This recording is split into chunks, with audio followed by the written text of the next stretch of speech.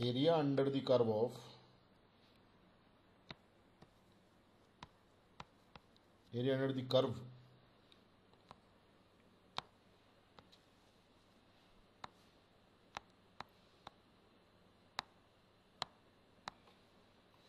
final area under the curve property of Fourier transform.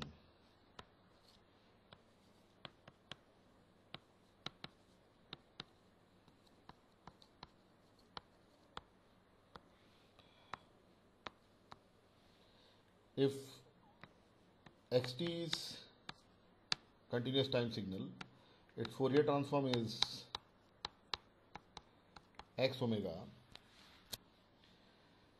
then what should be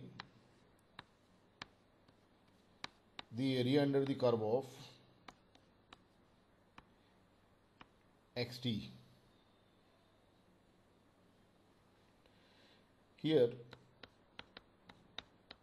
x omega is integration of xt e to the power minus j omega t from minus infinity to plus infinity. If I put omega equals to 0, then capital X of 0 is integration of xt e to the power minus j0 t from minus infinity to plus infinity. So this e to the power 0 is 1. So the right hand side is now integration of xt from minus infinity to plus infinity, which is the area under the curve of xt, and that is x of 0.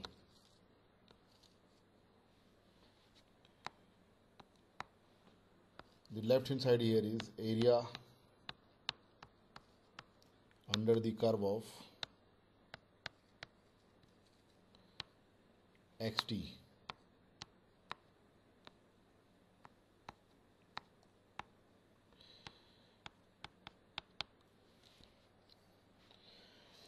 Now, can we find out the area under the curve of x omega?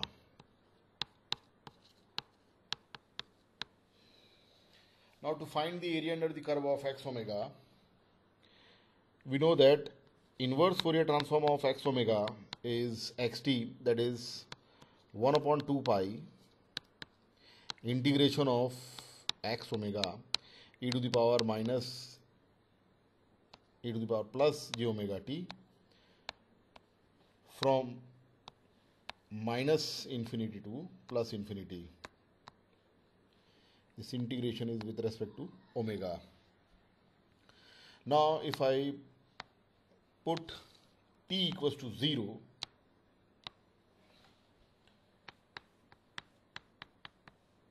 then x0 is 1 upon 2 pi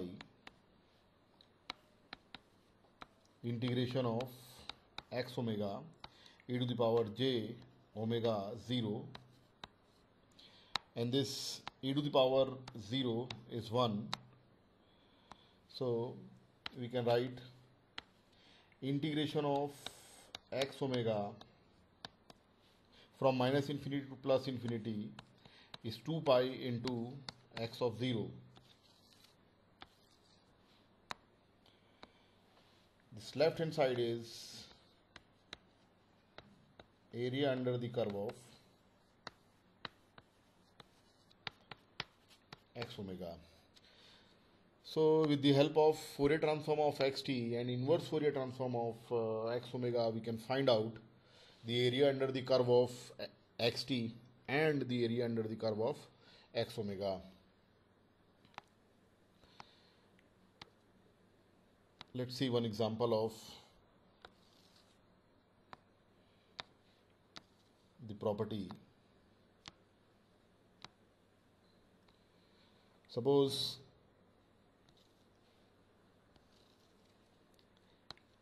xt is given signal, and the signal is something like this.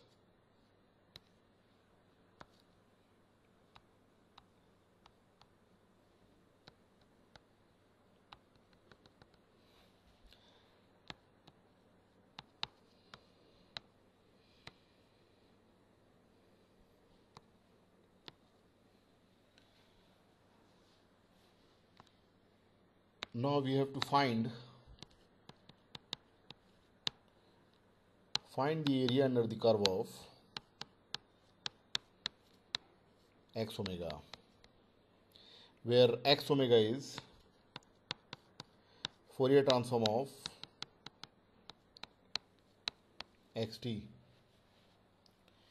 Now to find the area under the curve of x omega, we'll use this property, that area under the curve of x omega is 2 pi x of 0, and x of 0 is 2 here, so the answer is 4 pi. Area under the curve of x omega is 4 pi.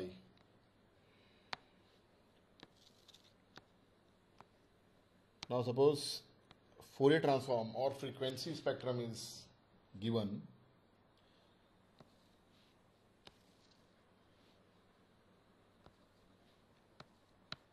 X omega is given to us.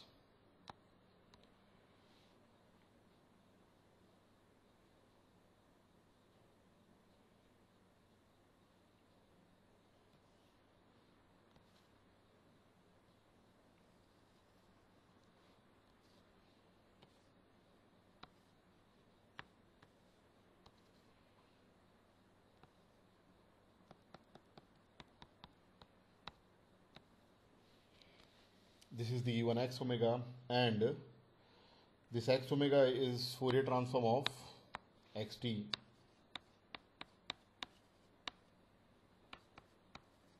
And we have to find